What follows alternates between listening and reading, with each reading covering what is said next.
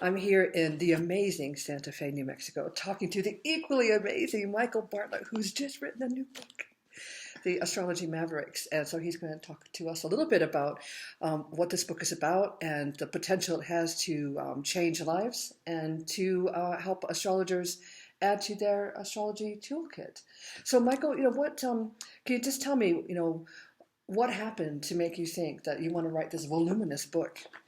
Well, A head injury, or. Yeah, right, exactly. It's very interesting you say that because I have the book is basically about people who have planets on an angle, and so I have Mars on my midheaven in Virgo, and I didn't really realize how Martian I am in the ways I go about things. Sag rising, Aquarius moon, an Aquarius sun, sorry, and a Scorpio moon. I don't perceive myself as being really out there and pushy people, but everyone. Sometimes people will say, well, stop pestering me, stop pestering me. And it's like, in my mind, I'm just asking. Yeah, sure. So, I don't see it, but, you've had to live it longer than I have. So, And hopefully balance it over time. But, noticing that in myself and then wondering, wow, I've always been intrigued by the angles. Like you and I were talking earlier about planets on the ascendant was kind of like my original, literally gateway. If you think of the ascendant as that moment from when we go connected with our mother to that first breath that separates us, takes us from our umbilical cord, so to speak.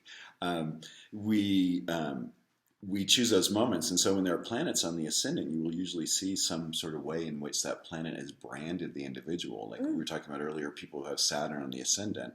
One of my friends' father passed away while she was in utero. Another friend who, when he was born, was separated from his mother immediately and put in an incubator. I mean, it's real Saturnian things. Neptune can involve the water breaking early, or a snowstorm, or a significant rainstorm at the time. It's interesting, and Neptune can also just be confused, like, oh, I think I'm going into labor, maybe I'm not. Right. So then my next theory was like, I would imagine that this kind of forcefulness is presents itself really well. So I went through Solar Fire and I did each planet on each angle through each sign. And for this first book, it's only up through Saturn. I apologize. It took me 4 years to get to this point. The next book will have Chiron, Uranus, Neptune, and Pluto.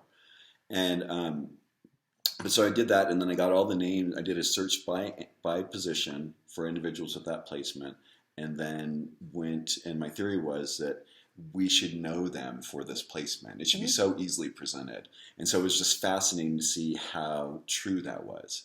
Tony Howard said at first when he first heard my talk, he said, "Well, some of those people, those planets are also out of bound." I think that can be an addition. Also, those planets also could be feral because they're going to kind of act like that. They operate. It's almost like we're a puppet to that planet in a sense. We can only be but that energy. And you have a planet on the angle, right? I do. I have Mercury is my ruling planet, and it's right on my IC, just inside the third house. It's retrograde and unaspected to any other of the major planets. But I understand there's some asteroids that are conjunct this particular point, which isn't our topic. But right. Mercury on my IC, for me, my life is very neatly divided into two. And that's a theme in my life. I'm mixed race. I'm half American Indian, half German descent. I have two jobs. I have two different homes. I have. My life is compartmentalized, and two different cultures in a sense. Also, absolutely, yeah. And so I find that Mercury probably doesn't help my tendency to talk very quickly because there's so much going on in my mind, and I want to make it come out as quickly as I can. Well, I have the person's attention because that's the other thing with Mercury and Leo. Of course, I got to have the attention as well. You have my attention completely. That's good.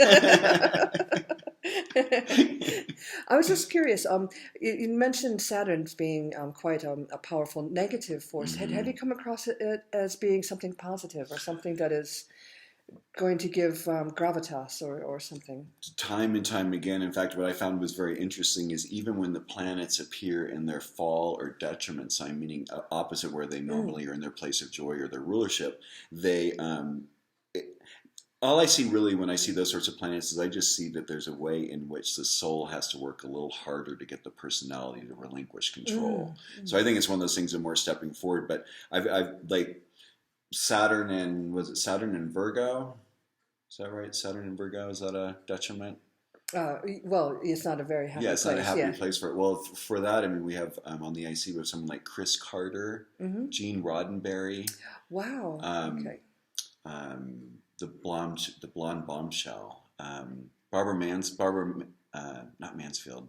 I'm sorry, I'm so bad with names. That's what's so amazing about doing this book is like I had to do so much research with it to try and find anecdotal examples of how these people express them. And so, like for that example, here are these ways, I think it's Barbara Mansfield, but no, I'm not saying that right.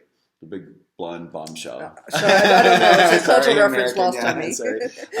But it's like, Gene Roddenberry went in and brought us a multitude of universes through Star Trek. And his idea was to present things not using the typical things of rape and violence, but really like those more mature themes of like, how do we get along with people? How do we work with one another in a way that makes it beneficial for all of us? Yeah. Chris Carter, The X-Files, the truth is out there. Mm.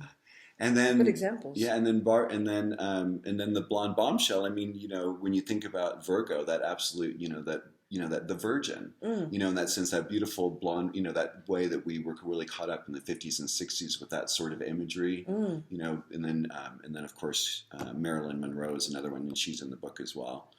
But just the way that they become these archetypes, and then I think that through people living out their archetype, like through you expressing and seeing these two different things, allowing people to understand there's different ways of being, and giving all of us permission to be better at who we are, and hopefully not choosing those less than desirable combinations.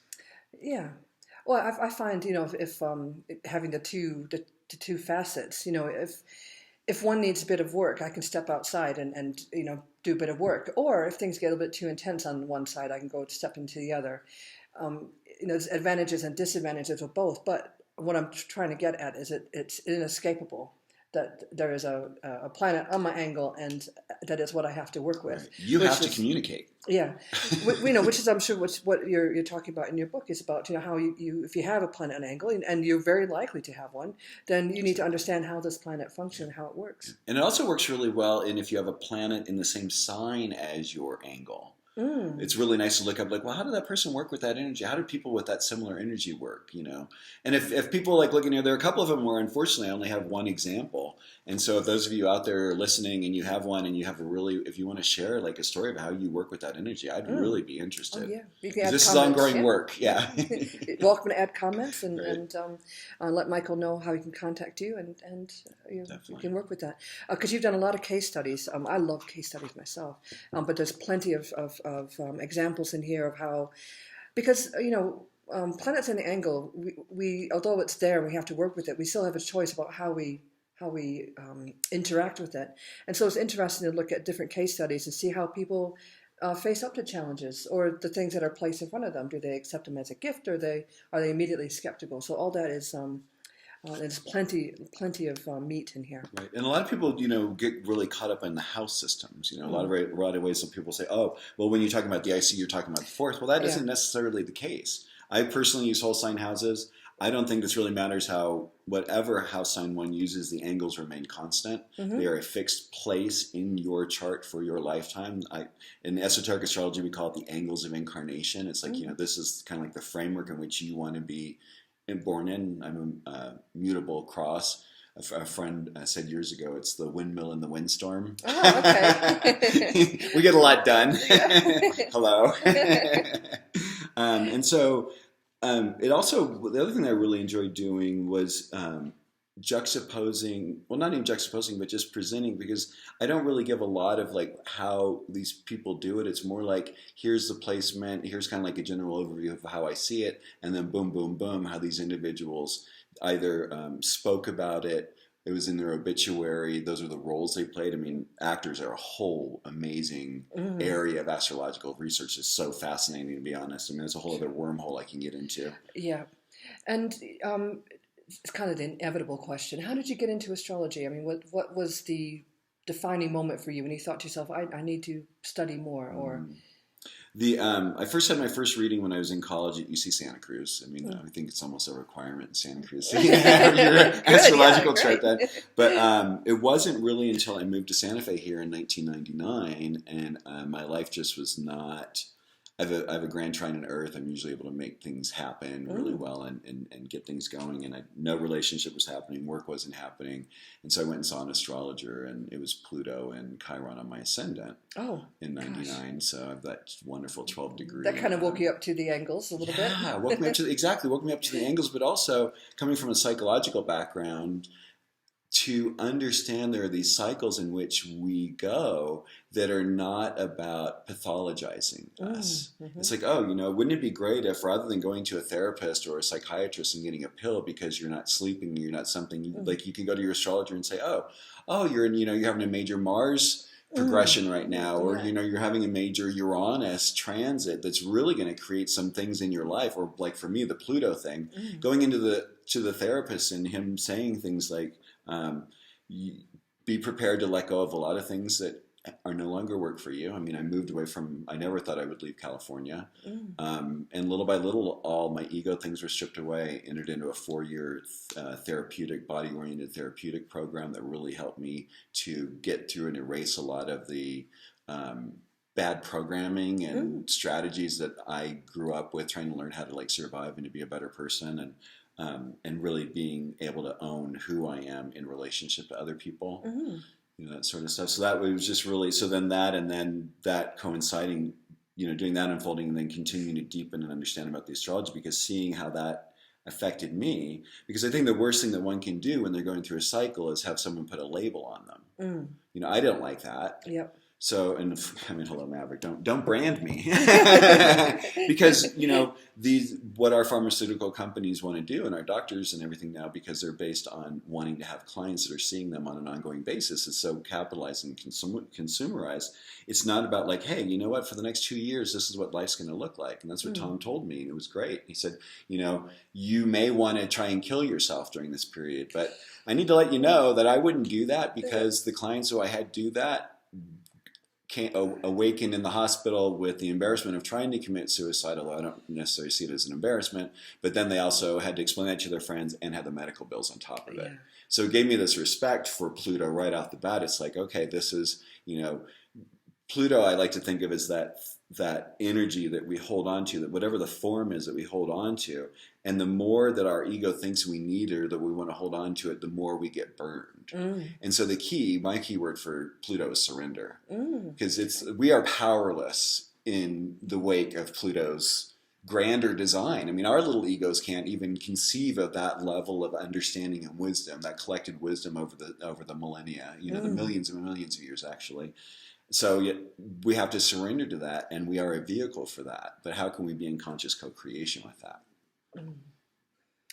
Interesting that you bring up, how doctors create a codependency with their patients. And I just find it, interesting thinking about what skeptics say about astrologers and about how we do something similar. Well, I can't think of anything that I would ever prescribe or say or do that would encourage a client to cling, for year, month after month after month. And I can't think of any other astrologer who would do that. But sorry, just to interrupt for a second. One aspect of the way it is where people, we have this idea about these malefics, these bad placements. I mean, I have my sun and my moon are not in the best places as far as the chart, but I just think those are those personal soul challenges that we came in to do, and to have someone come and tell you, you have a Saturn moon square, sorry for you. That doesn't give one the ability to be in relationship to it. It gives an ability to be another kind of a codependent relationship with it. And I'm sorry to interrupt you, but when we started doing the interview, we said we're going to go wherever we lead. But now this kind of makes me think about if we, as astrologers, we're always trying to answer to critics, or at least I want to listen to what critics have to say, and I want to provide data that's going to support what I'm studying or researching. Do you ever get into statistics, or because you have a psychological background? I do. I mean, I don't know if I actually say statistics, but I kind of keep a mental track when I'm doing readings and things, and as I'm doing research. And then actually part of the reason why I did the book again, I'm sorry, pointing at the book, is that was my favorite part in the psychology books were the case studies. And I love that's how you use, and by the way, fabulous book here, Growing Pains by yours truly, Alex. Thank you. And, I love that because it's like, you delve into it. I mean, you get to see these groups of kids. Here I'm moving into this whole little area, but I'm seeing like one and two people, and then I'm talking with people and getting kind of group information that way. But you're really getting to do like you're knee deep in groups Numbers. and you get to exactly, and so I mean you're literally seeing it play out in the course of 30, I don't know how many students you have at a time and how often, or if it's the same ones you have throughout the day. They'll push it to 30. To chairs in 32 right. sometimes.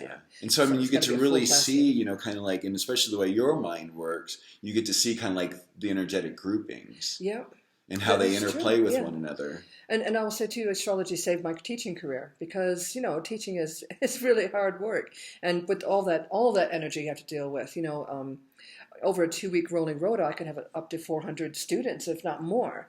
And so I can't even remember their name, let alone the star sign. So it had to be, for me, a way of managing all that information.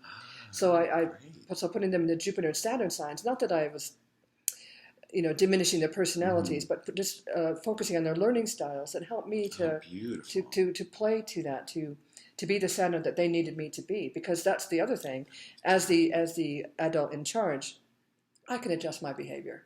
Because come on, I'm mature. You're the adult. I'm the adult. Hopefully, I'm adult in this scenario. So I can adjust my behavior, and I can hopefully help the child. And it's not about being perfect either, being a perfect teacher or a perfect parent or whatever, because nobody's perfect. You got to make mistakes along the way, which I think kind of ties into what you were saying about the planets and the angles. We're not going to get it right first time. Might not even get it right this time. Might have to come back again for another crack at it. So, if you believe in reincarnation, and so it's an amazing piece of work that you've done, and I think that it's going to be something that people will refer to for years to come. Thanks. Okay, so well done. Appreciate it. Okay.